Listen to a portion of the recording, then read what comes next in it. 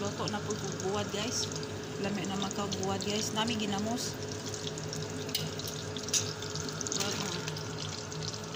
Kalit sa kong kauban.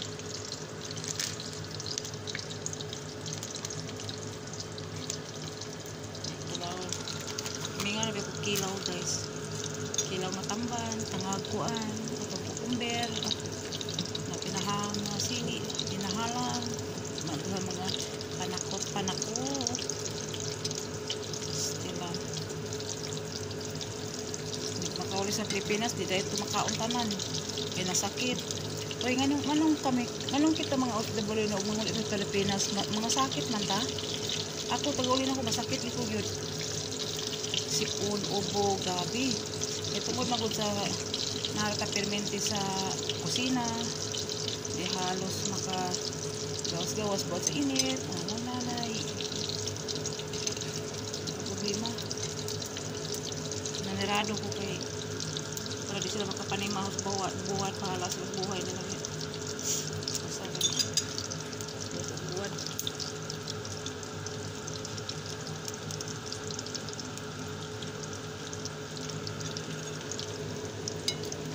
Mga Arabo no, mga kami di mga uguad no, mga isda man na po ni imedyo sila kao ng dry food pero di kong kakamil diba sila mga kakamil di po kong kaon o kuhan karniro baho mga karniro sige takpang muyab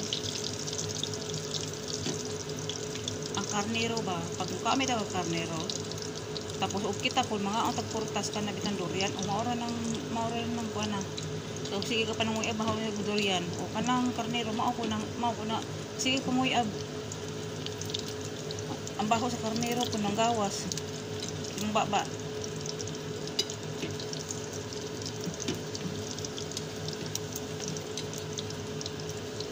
si papagod ni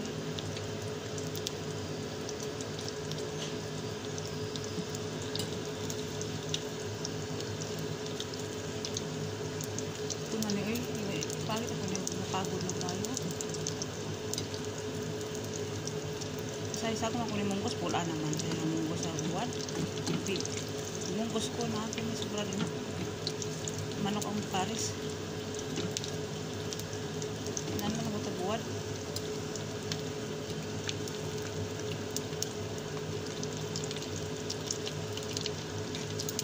ito na rin mapagod ni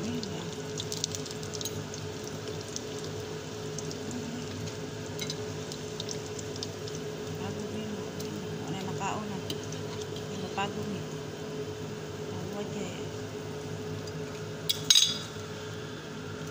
naluto ko ano na may guys hindi ba budloy di may budloy si tawag ani kalimot makuha ni oy actually ba niya si tawag ali ani nindot ni siya para bago pa lami kiraw na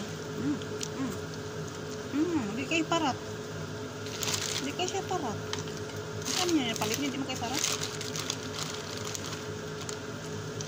Marag nalimutan, nagbutang ang asin ba? Huwag yung parat. Kano na guys, para namin panihapon.